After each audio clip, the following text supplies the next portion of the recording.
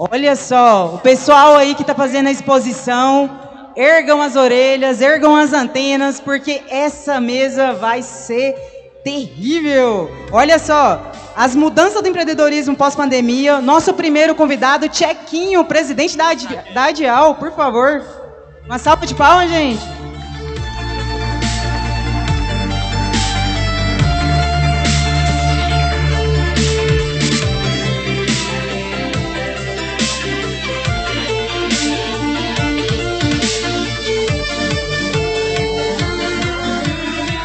Chequinho é presidente executivo da Associação Pro Desenvolvimento Industrial de Goiás, ADIAL, Adlog. Obrigado, seja bem-vindo. Obrigado. Nosso próximo convidado, Renato de Souza, presidente da CEBIC, engenheiro civil formado pela universidade em 1988. Cadê ele, gente? Uma salva de palmas, por favor. Renato de Souza, presidente da CEBIC, engenheiro civil formado pela Universidade Federal de Goiás em 1988, mais de 30 anos de experiência no setor imobiliário, sócio-diretor da Vega Incorporações de Goiânia, atual vice-presidente da Sindusco GO, primeiro presidente da Codessa de Goiânia e RMG em 2015 a 2017, atualmente presidente do Conselho da Codessa Goiânia e Conselho ADMI-GO. É um currículo e tanto, hein? Parabéns. Uma salva de palmas, gente. Nosso próximo convidado, Edson Alves Novaes, gerente técnico e econômico da FAEG.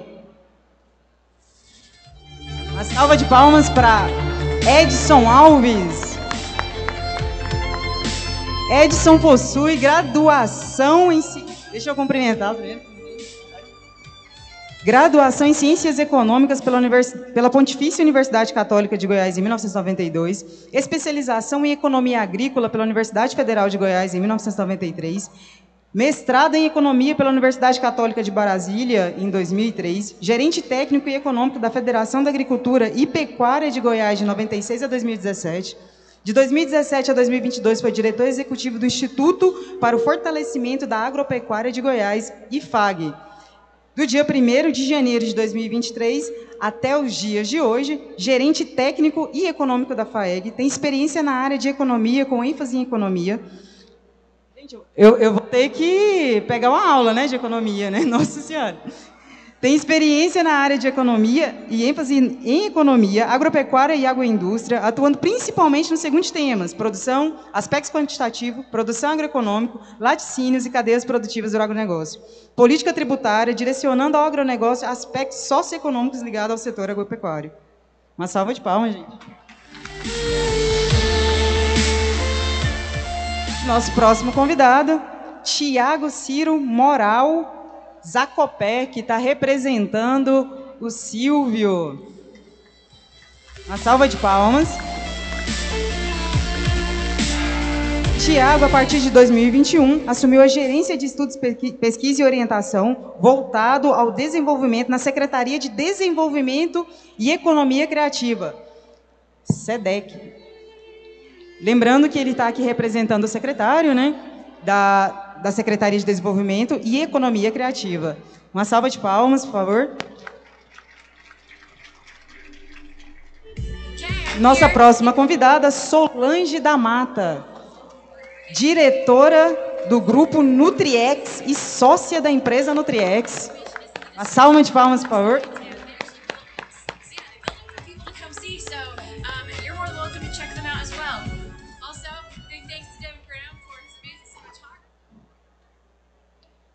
Solange da Mata, também sócia da Lax Trade Internacional, empresa com escritório na China, Índia, Estados Unidos, Israel. Gente, aí é viagem, hein? Especializada em prospecção de negócios, desembaraço logístico internacional, entre outros. Sócia da CBUP Importadora, empresa com todas as certificações da Anvisa, MAPA, para registro de produtos cosméticos e produtos para a saúde, e empresa LifeBev, empresa gestora de marcas que tem em seu portfólio da marca Sano e marca Fiso. Parabéns, uma salva de palmas. Nossa mediadora hoje. Incrível, linda, e já está ali esperando e tirando foto já. Lília Lynch, apresentadora do Jornal Anhanguera, primeira edição. Muito bem-vinda. Uma salva de palmas. 21 anos de experiência, trabalha há 18 anos na TV Anhanguera e há 15 como apresentadora dos telejornais. Lília, eu hoje vou ter que fazer uma coisa que eu nem ando fazendo, que é já entregar o microfone e sair correndo. Então, hasta la vista, fica à vontade com o palco, qualquer coisa estamos à disposição. Muito obrigada, obrigada. Boa noite, boa tarde ainda, né? Boa tarde a todos. É um prazer estar aqui com vocês e com uma baita responsabilidade.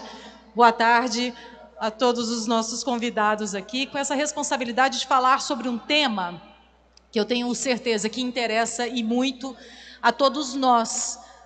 Eu digo nós, não sou empresária, empreendedora, mas é um assunto que mexe muito com a gente, que é falar sobre negócio pós-pandemia.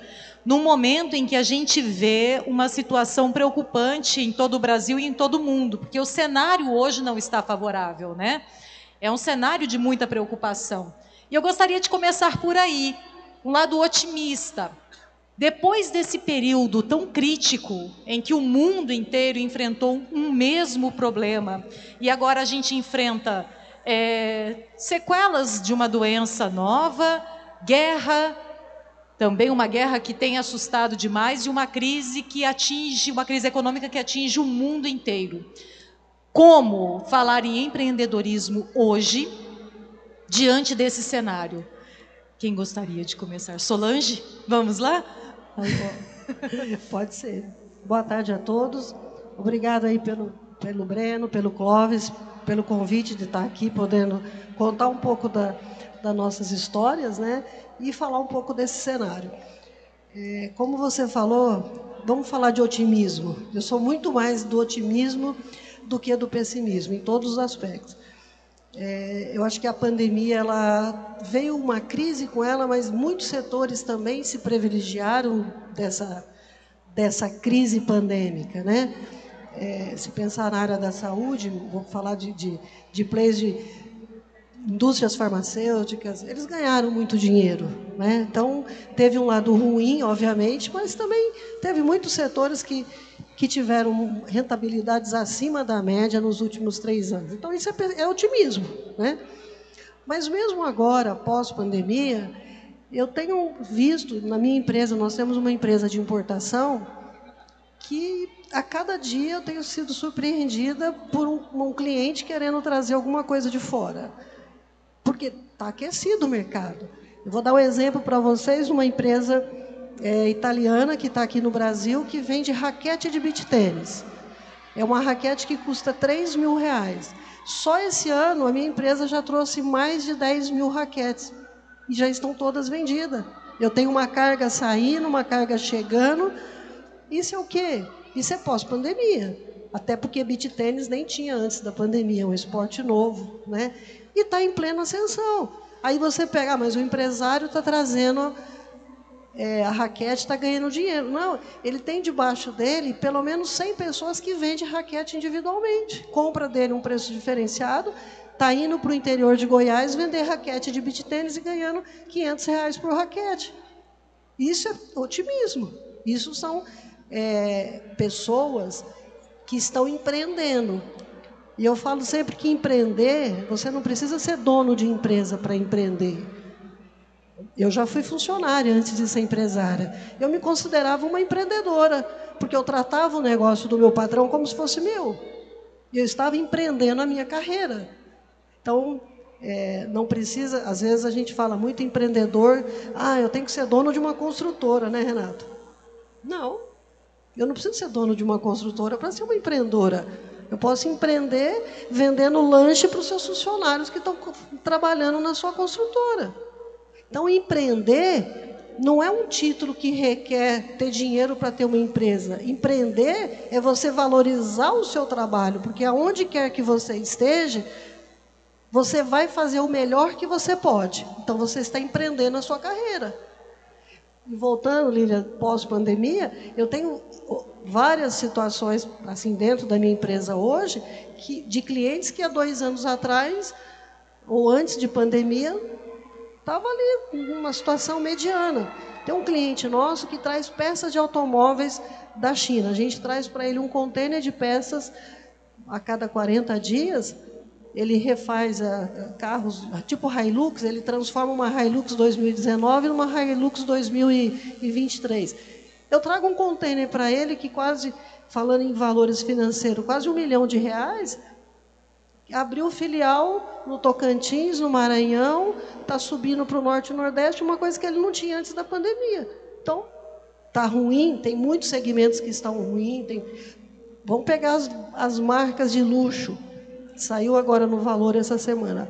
As marcas de luxo, Louis Vuitton, essas marcas, elas cresceram pós-pandemia 120%. Então, tem crise? Tem, mas tem gente ganhando dinheiro. E como servir de inspiração, por exemplo? Estamos aqui num evento em que a gente basta dar uma volta aqui, encontra ideias que atendem um público variado, necessidades diferentes, às vezes de uma marca de luxo, por exemplo, como a gente está citando. Como inspirar, hoje em dia, a pessoa que está querendo começar, que às vezes está aqui dependendo do investimento, ou então dependendo daquele empurrãozinho para ver o seu negócio também prosperar nesse cenário hoje?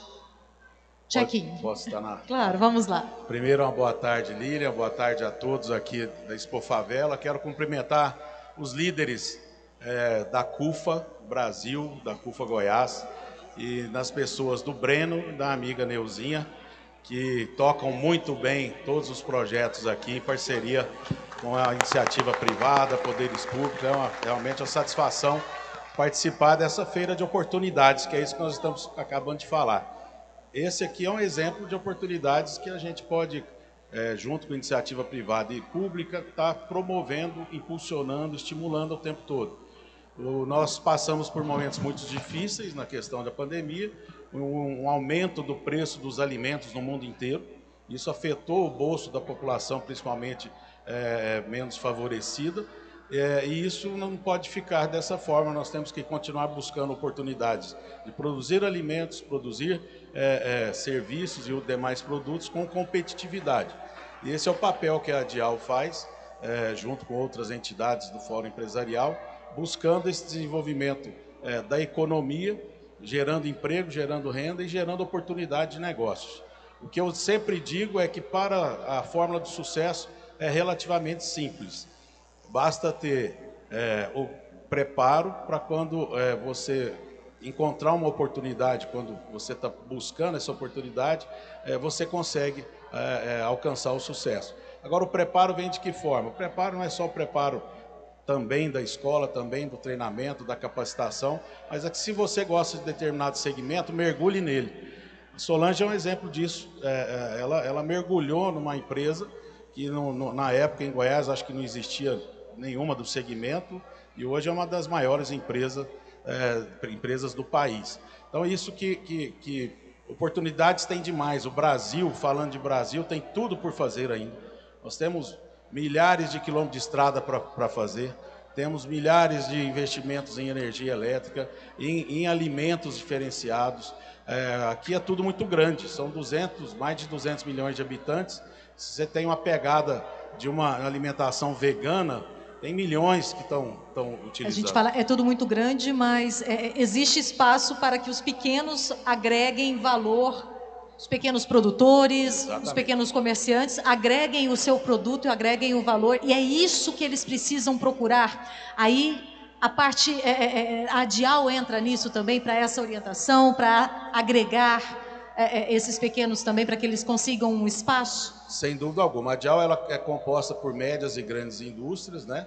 Porém, na cadeia produtiva você trabalha com pequenos, médios produtores, seja de alimentos, seja de serviços, sejam de peças, ou seja, nós temos uma diversificação muito grande de segmentos lá, e todos trabalham na cadeia produtiva como um todo, seja na produção, material de acondicionamento, insumos, o que mais necessite para produzir o produto industrializado, e também na cadeia adiante, na distribuição, na questão de logística, que a gente atua também.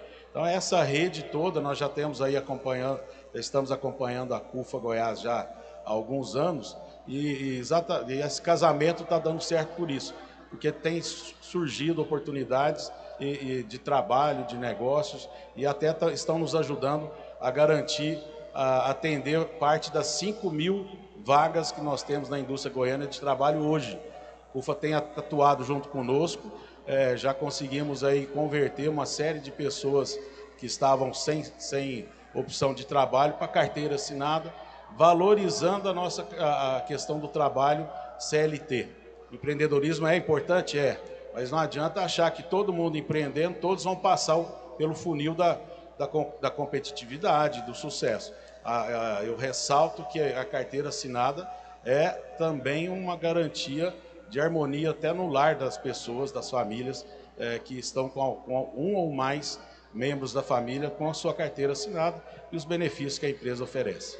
Vamos para o lado, então, agora também da construção civil, que movimenta e muito a economia no Brasil e no mundo, né, Renato? E aí eu faço até a mesma pergunta, quer dizer, tem espaço, sim, para as grandes construtoras, para as grandes empresas, e para quem está querendo começar também hoje, de que forma? Bom, boa noite a todos, prazer, Lilian, ter te conhecido aqui hoje. Queria falar do prazer de estar compartilhando aqui esse palco com o Tiaquinho, com o Edson, com o Tiago, com o Solange.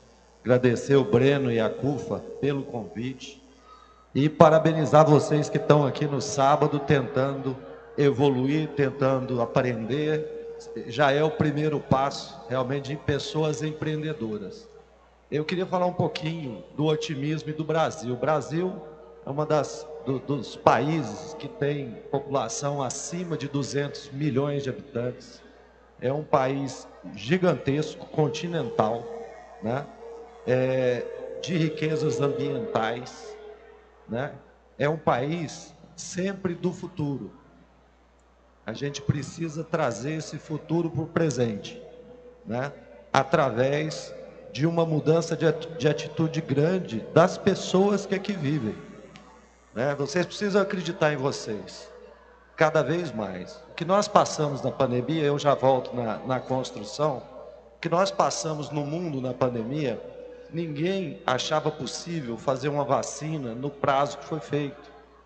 Então, houve foco, houve investimento, e nós atravessamos uma crise inimaginável. Estamos aqui prontos, retomando nossas vidas, óbvio, num patamar diferente, com grandes mudanças de digitalização, de informática, de trabalho remoto, né? Mudou muita coisa do delivery, do iFood, né? Das comodidades do Uber, de tudo isso que acontece com muita rapidez, e a gente muda muito. Então, para vocês que estão aí começando uma vida, né, profissional, empreendedora, tem que olhar para isso tudo, né, acreditar em você e focar. Eu acho que uma primeira dica seria foco, porque hoje, com o grau de informação que a gente tem, é muito fácil se perder pelo caminho, né? Igual o Chapeuzinho Vermelho, né? Pela estrada fora, vou para aqui, vou para ali, lobo mal pega lá no final. Então nós temos que focar. Escolha, vida é escolha. Vocês precisam fazer uma escolha e seguir numa direção. A segunda coisa é capacitação. E aí eu quero pegar um gancho do amigo Chequinho. Trabalhem numa empresa por um período, né? Esqueçam o que ensinaram para a gente, que existe o capital, o trabalho, que um é bom, o outro é mau. A nossa sociedade precisa entender que as empresas existem para resolver problemas complexos de nós mesmos. Está aí a indústria farmacêutica criando uma indústria química de pesquisa, criar a vacina. Quem ia conseguir sozinho? Ninguém. Precisa das empresas. Vou falar da educação e já estou indo para a conclusão. Fique à vontade. 7 milhões de habitações estão faltando nesse país, tendo sido produzido Minha Casa Minha Vida, que é um dos maiores programas de habitação do mundo. Produziu 6 milhões de habitações em 12 anos e o déficit permanece em 7 milhões. É um caminhão de oportunidade a construção civil. Temos trabalho para 50 anos nesse país. Entrem para a construção por qualquer porta, do estágio, do trabalho de menor aprendiz, de jovem aprendiz, né, por uma obra, entrem, entendam o negócio, contribuam com a criatividade, com a capacidade de vocês. Né, tem muito espaço ainda no país. E voltando só na questão das empresas, né, as empresas não são nada mais do que um conjunto organizado de pessoas que ali trabalham. A empresa não é o dono da empresa, é o time que está ali. E é ali que vocês podem aprender muito, como se fosse um MBA, e a partir daí montar seu próprio negócio. Solange comentou que trabalhou por um período. Eu trabalhei até os 40 anos para as outras empresas antes de montar a minha empresa. Então, é isso. Vamos aprender, vamos qualificar, mas vamos acreditar. Agora, é otimismo? Sim, mas não tem nada fácil. É muito não na nossa frente. É muito não pode. Não, seja brasileiro, só isso. Não desista nunca. Paro por aqui. É bem por aí, né? Não desista, e eu acho que não tenha esse temor de tentar de novo, né? Esse medo de ir lá encarar. Eu sempre falo isso, inclusive falo para minha filha, você tem duas possibilidades ali, ou vai dar certo ou vai dar errado. E bora tentar, né? Ela pequenininha ainda, e eu acho que a educação em casa já traz isso, né, Solange? Você ia falar? É porque eu falo sempre assim, sair de manhã, eu já tenho um não. Eu já tenho um não, de alguma coisa eu já sei que não... O não a gente já tem, gente. É do ser humano isso. Bom, agora eu não vou aceitar esse não, eu vou ter que lutar pelo sim. Como que eu vou lutar? Aí vem a questão que o Chequim falou, o Renato falou, é a questão da educação, gente. Nenhum país vai para frente, nenhum ser humano vai para frente se ficar na ignorância. A educação, ela é fundamental. Nós estávamos falando aqui um pouco antes com o Renato lá. A educação, ela vai fazer o Brasil ter uma saúde melhor quando a gente não joga lixo na rua, quando a gente não joga lixo nos rios.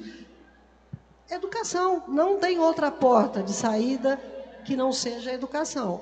Precisa fazer um MBA, precisa... Não é disso que eu estou falando. A educação é muito mais do que isso. É o comportamento das pessoas. É saber ler, escrever, fazer conta, mas é abrir a cabeça para o comportamento individual da gente enquanto cidadão.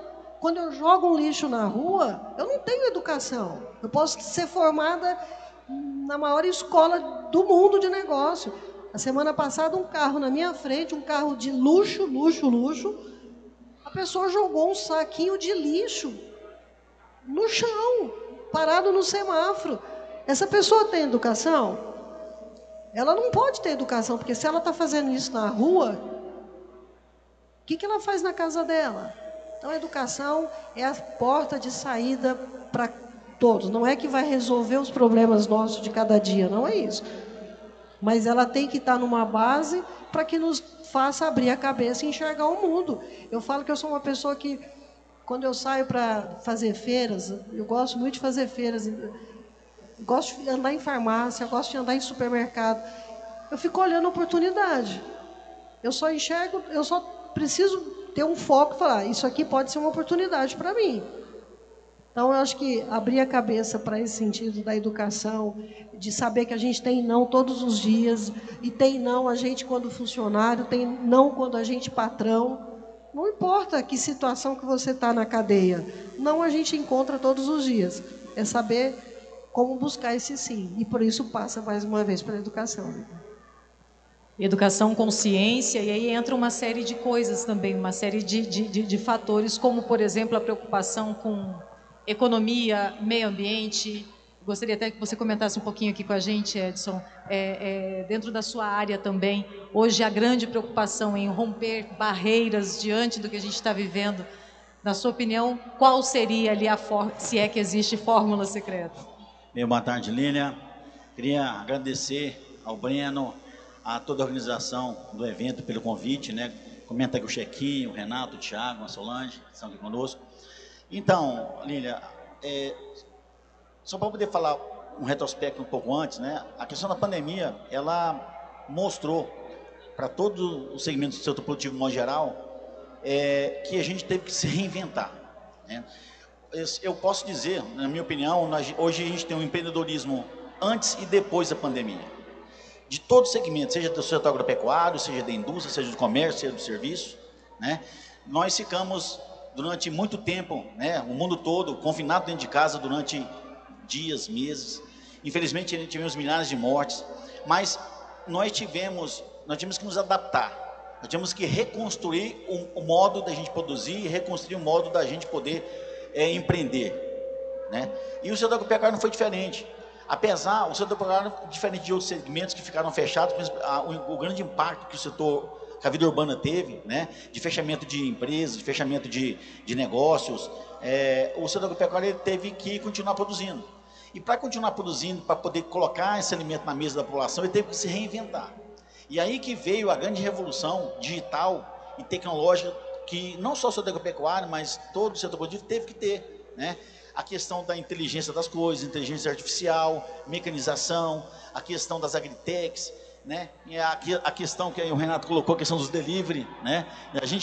O produtor nós tivemos problemas na questão do abastecimento de insumos e tivemos que nos reinventar e buscar alternativas para que a gente pudesse buscar os insumos, produzir e colocar o alimento na mesa das pessoas. E com isso, como você colocou, veio a questão da preocupação com o meio ambiente, com a sustentabilidade, né? A gente percebe Nós hoje... vimos nesse momento o tanto que a população, o mundo no modo geral é sensível, né, a algo tão, parece pequeno, que atingiu o mundo inteiro. Exatamente. Né? Essa preocupação com a sustentabilidade, né, com a questão da agroeconomia e agroecologia, já vem de muito tempo atrás. Mas com a questão da pandemia se intensificou e vem muito mais rápido. Então a gente percebe hoje empresas, governos, nações preocupadas, colocando algumas, não restrições, colocando alguns critérios, né, para que você possa adquirir ou produzir certos produtos. E nós, o setor agropecuário, os produtores estão se adequando a isso. Quando eu falo produtores, é o mini, é o pequeno, é o médio, é o grande produtor, de modo geral, né, que está se adequando a essas questões, né, está mudando a forma de produzir, está inserindo novas tecnologias, inserindo novas formas de você poder atender a questão da produção de alimento, mas com sustentabilidade. E aí, da pandemia para cá, isso veio com muito mais força e com muito mais rapidez, né? E aí eu observo aqui, né, a gente percebe aqui todos esses pequenos empreendedores que estão expondo aqui, né? A pandemia mudou a questão da forma deles poderem comercializar. Grande parte aqui, praticamente, eles comercializam via online, né, via delivery. Então, acho que isso foi importante. E a questão da sustentabilidade, ela veio com força em todos os segmentos, né, Chequinho? No segmento agropecuário, no segmento industrial, no segmento comercial, no segmento de construção civil, né? E eu acho que isso foi importante. Agora, e como que a gente fez para poder se adequar a isso? Foram três pilares que os produtores tiveram para poder fazer todo esse processo de reestruturação e transformação. Primeira deles, a questão da busca de informações. Segunda, como o Renato colocou, a questão da capacitação. E a terceira, a difusão de conhecimento. Esses três pilares fez com que a gente fizesse uma reorganização tão grande do setor produtivo para poder nos adequar a esse momento pós-pandemia e continuar produzindo e batendo o recorde de produção que nós vamos tendo por aí. Então, de modo geral é isso. Eu acho que as coisas não vão parar por aqui. A ideia agora é só cada vez se aprimora cada vez mais. Posso complementar ali? Eu vou falar até devagar para a gente decorar isso. O Brasil, queiram ou não queiram, é o centro mundial do desenvolvimento da agricultura sustentável do mundo, da agricultura tropical sustentável do mundo. Por que eu estou dizendo isso? Porque ele está falando, só para dar números, nós obviamente temos que trabalhar o cultivo organizado, os tratos culturais com o mínimo de defensivos agrícolas, etc. Mas ao passo que a França, Japão, utilizam 12 quilos por hectare ano de defensivos, nós utilizamos 1,3. Mas podemos diminuir? Podemos, e estamos fazendo isso. A agroindústria, junto com o agronegócio, estão trabalhando em muito. Já são 3 milhões de hectares plantados no Brasil, com a agricultura regenerativa e sustentável. O que é isso?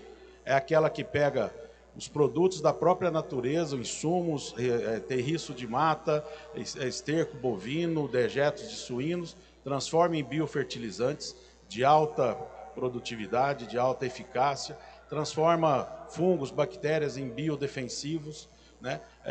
A agricultura orgânica avança muito. Nós temos em Goiás o maior exportador de açúcar orgânico do Brasil, do mundo. O maior produtor e exportador de açúcar orgânico do mundo está aqui em Goiás. Então, assim, essa corrida para a agricultura regenerativa e também sustentável, ela precisa ser incentivada. Ela precisa ter incentivos fiscais, fomentada, né, Chiquinho? Tecnológicos, fomentar isso, e ela pode atingir toda a cadeia de grãos, de oleaginosas, também de proteínas animais. E sempre dependendo daquela sementinha, ou seja, do micro, do mini, que ele precisa começar a plantar ali, ele precisa para poder fazer parte, né? Pode falar, Renato. Não, é só complementar a questão da capacitação.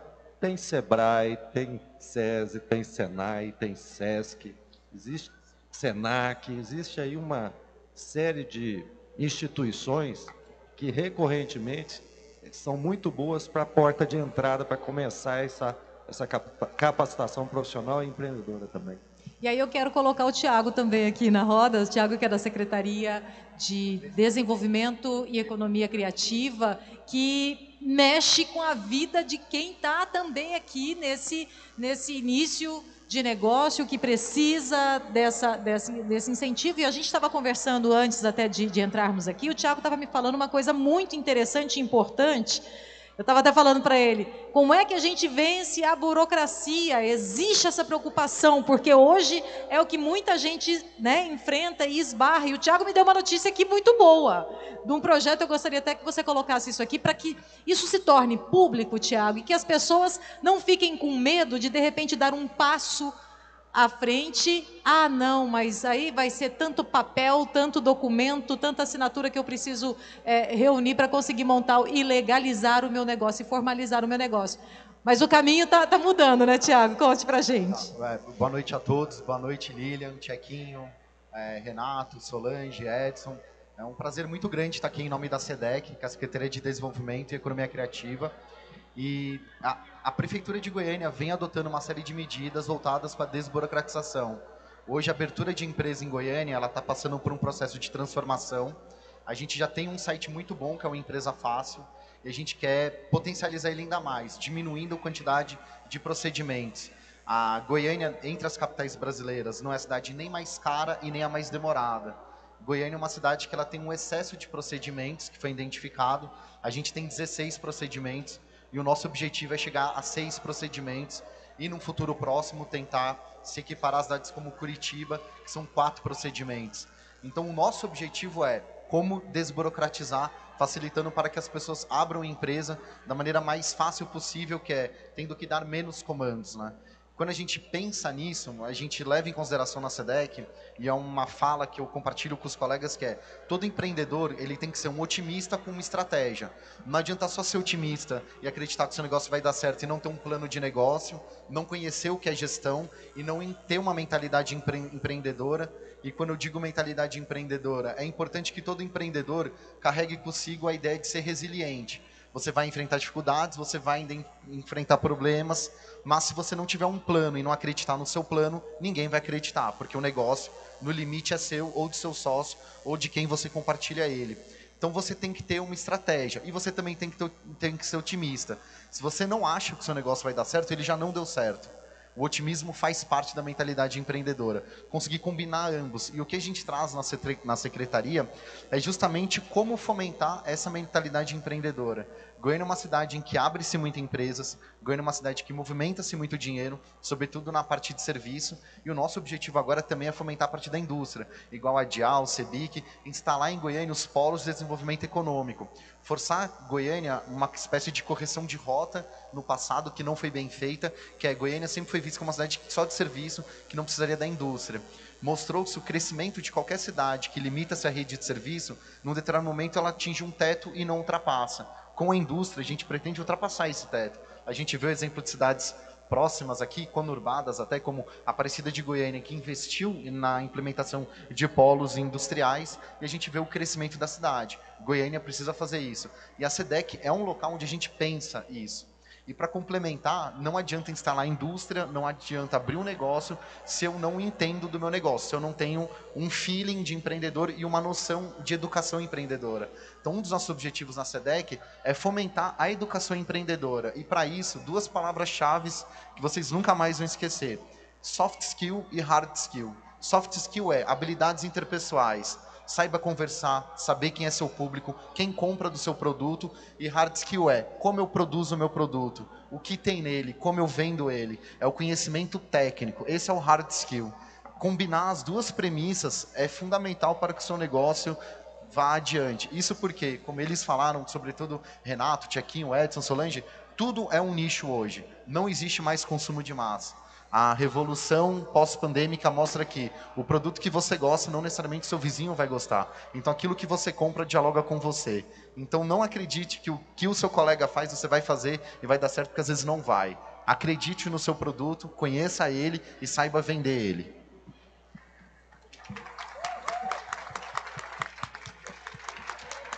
Eu acho que é bem por aí, né? E despertar isso em quem está começando, em quem está com essa ideia, é interessante. Eu gostaria até de colocar aqui agora, mas não vai ser uma pergunta direcionada, porque quando a gente fala em ser o dono do seu negócio, e vem essa questão do Renato, que eu achei muito importante, para você ser o dono de alguma coisa, você precisa primeiro saber como é trabalhar com aquilo, né, Solange? Como é aquela função também.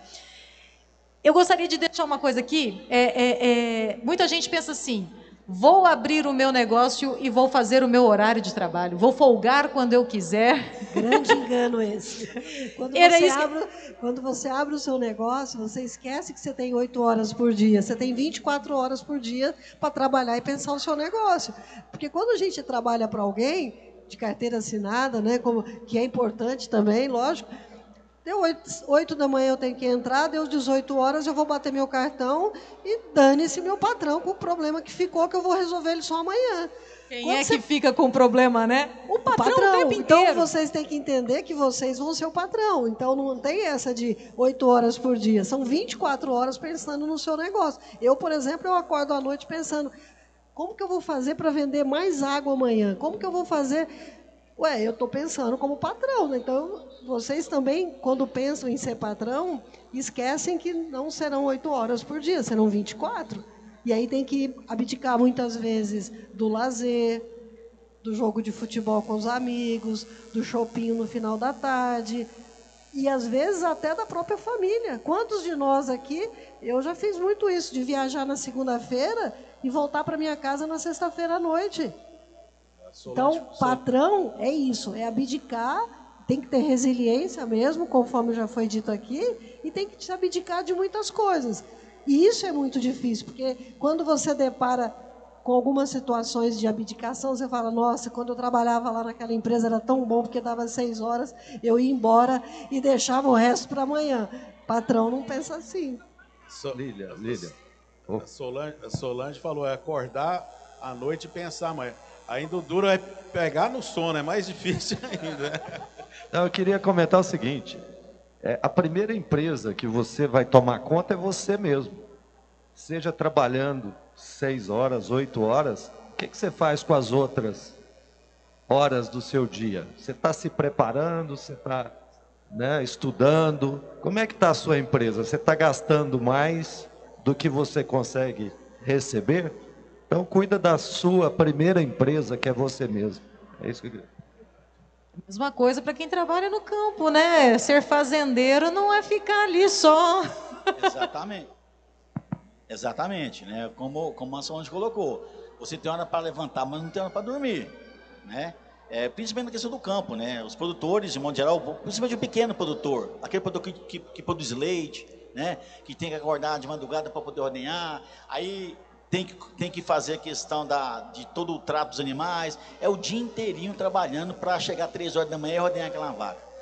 No outro dia a mesma coisa, né? Então, Aí não tem sábado, não tem feriado, não tem dia santo, é de domingo a domingo, né? Inclusive, o léxico fazenda, em português e no espanhol, hacienda, é de fazer. Você não para. E a gente tem essa especificidade na língua latina de fazenda, de fazer. Você não para. E hacienda, de hacer, de fazer também no espanhol. Você não para de trabalhar na sua terra e no seu negócio. Se você parar, o seu concorrente não vai parar. E outra coisa importante que o Renato colocou, acho que o Renato colocou, é sobre a questão da... O Renato não, acho que foi o Thiago.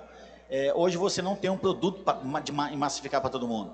Hoje você tem um produto para o Chequinho, você tem um produto para o Renato, né? Hoje os empreendedores estão produzindo produtos quase que personalizados especificamente, de acordo com a sua vivência, de acordo com o seu gosto, de acordo com a sua qualidade de vida. E aí que entra a questão da sustentabilidade, a questão, né, de você ter sempre consumindo produtos que atendam certos requisitos, né, seja na questão do meio ambiente, seja na questão trabalhista, seja na questão de bem-estar.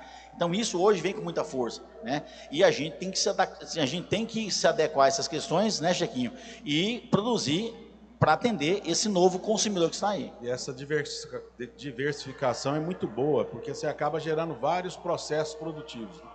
Fazer o chocolate com muito cacau, com menos cacau, com açúcar, sem açúcar, orgânico. Isso, cada produto desse é uma linha de produção. E precisa de produtores lá na ponta, lá na agricultura, prestadores de serviço aqui na cidade, logística para entregar lá no delivery. Então, essa diversificação, ela dá pujança na economia, com certeza agrega muito valor. Isso é uma questão muito importante. Depois da pandemia, a gente pode perceber novos tipos de negócios, novas vagas, novos tipos de empregos surgiram em função da questão da pandemia, né? E continuam a surgir empresas agritechs que não mexiam com a questão de tecnologia para o campo, que só hoje na Federação da Agricultura, a gente tem mais de 200 empresas que estão trabalhando para poder conseguir soluções para os produtores rurais. Mas eu queria fazer uma observação que todos nós temos que ter um requisito que para mim é fundamental em qualquer atividade, ou na produção, ou na prestação de serviço. Nós temos que ser vendedores. Porque eu penso que construir indústria, eu já construí, eu entendo, eu sei que tem que ter dinheiro, tem que ter. Você constrói a melhor indústria do mundo que você quiser, se você tiver dinheiro para isso. Só que se você não tiver vendedor para vender seus produtos, você está quebrado. Você pode ser o melhor advogado do mundo. Se você não ser um vendedor da sua profissão, você não vai conseguir vender o seu serviço para ninguém. Então, a palavra para mim mais importante hoje, eu tenho 59 anos, eu falo assim, eu tinha que ter descoberto essa palavra antes na minha vida. É vendedor. Você tem que ser vendedor. Você tem que saber se vender quando você procura um emprego, você tem que saber vender seu produto. Você pode andar mais bem vestido possível, você pode andar no melhor carro, você pode ter melhor indústria. Se você não for um vendedor, você está fadado ao fracasso. Porque se você não consegue vender o produto que você está colocando aqui, não adianta você ter a melhor peça de roupa bonita ali para vender. Se você não conseguir pegar o cliente que está passando ali, oferecer seu produto, falar que ele é o melhor que tem, o mais bonito, não importa as características que esse produto vai ter. Inclusive, nós mesmos somos produto. Quando a gente pega profissionais liberais, a gente está se vendendo. O advogado, o médico, o dentista, ele está se vendendo, gente. Se ele abrir um consultório de odontologia e não conseguir buscar cliente, ele não vai ter sucesso. E ele é o quê? Ele é um vendedor de si mesmo. Quando você pega um produto, se você não vender, não adianta ter um stand bonito, uma loja bonita, e você não conseguir vender o produto. Então, a palavra-chave para mim, para o sucesso do empreendedorismo, é ser um bom vendedor. Não importa qual é o produto que você está vendendo. Se você não colocar isso na sua cabeça, que você está vendendo alguma coisa, que você tem que convencer alguém a comprar seu produto, o seu sucesso pode demorar muito mais do que você imagina. Aí, como cliente, eu colocaria até outras palavras também. Ser um vendedor apaixonado, um vendedor que respeita e um vendedor dedicado, não é, Solange? Porque eu acho que isso faz a diferença não só na área de vendas, mas você se vendendo, sabendo... ter todos esses pensamentos e sentimentos também ao mesmo tempo. Eu acho que para a gente começar, a conversa tá boa, né? Se deixar, a gente vai até amanhã, não é? Eu acho que seria muito interessante, olha, está todo mundo aqui prestando muita atenção em vocês, que trazem esse conhecimento, que trazem essa experiência. Vou até meio que ser repetitiva aqui. O cenário assusta, grandes lojas, hoje a gente vê sendo fechadas, o anúncio de lojas que vão fechar as portas, lojas que fazem parte, digamos assim, até da tradição comercial aqui no Brasil. Isso tudo assusta, mas eu gostaria que cada um de vocês falasse agora a parte do otimismo que a Solange começou hoje aqui na nossa conversa. Qual seria agora a palavra ou o pensamento-chave, Chequinho, para poder se inspirar e investir no seu próprio negócio? Eu sou muito otimista, mas a palavra que eu deixaria como palavra-chave seria conexão, porque nós hoje falamos muito de conexões digitais, que é uma amplitude de conhecimento, uma amplitude de conhecimento e de informações que nós temos nos canais digitais, em toda a internet. Mas vocês puderam perceber que nesse papo aqui, que rápido, nós obtivemos tantas informações, tantas ideias, tantas soluções, né, ou indicações, orientações, no papo da jantinha do shopping que você falou, do papo da empresa no final do dia, que isso precisa voltar. Não, eu digo assim, não se isole somente com as conexões digitais. Passe a conversar mais, vá buscar um emprego, vá tentar o menor aprendiz, o jovem aprendiz, vá na prefeitura ver os programas que tem de empreendedorismo, se conecte também presencialmente com pessoas que têm outras experiências, e aí esse intercâmbio pode te ajudar muito no sucesso da sua vida. Lília, eu vou usar duas palavras. Eu acho que a gente tem que ter criatividade e inovação. Foi isso que fez com que as empresas, os negócios sobrevivessem, né, durante a pandemia, pós-pandemia. E é isso que está fazendo surgirem novos negócios, novas oportunidades de trabalho, né, e, logicamente, aumento de produtividade, então, aumento de produção. Então, acho que criatividade e inovação seriam as minhas duas palavras que a gente teria para esse otimismo daqui para frente. Obrigada. Renato? Vamos lá, pegar aqui conexão, criatividade e inovação, e eu vou colocar mais duas: planejamento e referência. Né? Vocês precisam fazer um planejamento da sua vida. Né? Sem planejamento, a gente não tem um encadeamento das ações que a gente pretende fazer. E referência, hoje o mundo está cheio de referência para a gente. Você quer ser o melhor jogador de futebol do mundo? Você vai escolher a vida do Cristiano Ronaldo, do Messi, do Neymar, do Ronaldo, do Ronaldinho. Qual é que a trilha já está definida, ou pelo menos referenciada. Mas, se quiser ser o Cristiano Ronaldo, tem que ter uma dedicação para a sua máquina impecável. É um exemplo de dedicação, né? De atleta, não tem exagero, tal, melhor atleta do mundo. Então é isso, eu acho planejamento e referência. Fico por aqui. Tiago? Lilian, como eu sou da parte da economia criativa e o Chequinho, o Edson, o Renato falaram palavras que são muito da administração, eu vou usar uma que é mais do soft skill, que é a ideia de empatia. Conheça o seu negócio, conheça o seu público. Os americanos têm uma expressão maravilhosa para isso, que é know your audience. Conheça a sua audiência. Se você conhece o seu produto, conhece o seu público, você diminui demais a chance do seu negócio dar errado. Se você tiver planejamento, inovação, criatividade, diminui mais ainda. Mas a empatia é fundamental para qualquer negócio dar certo.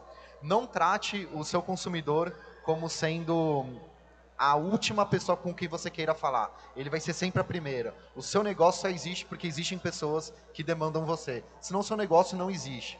Então, o seu consumidor, ele é o seu patrão. Você é o empreendedor de si mesmo, igual o Renato falou, igual o Solange falou. Mas quem compra de você é o seu chefe.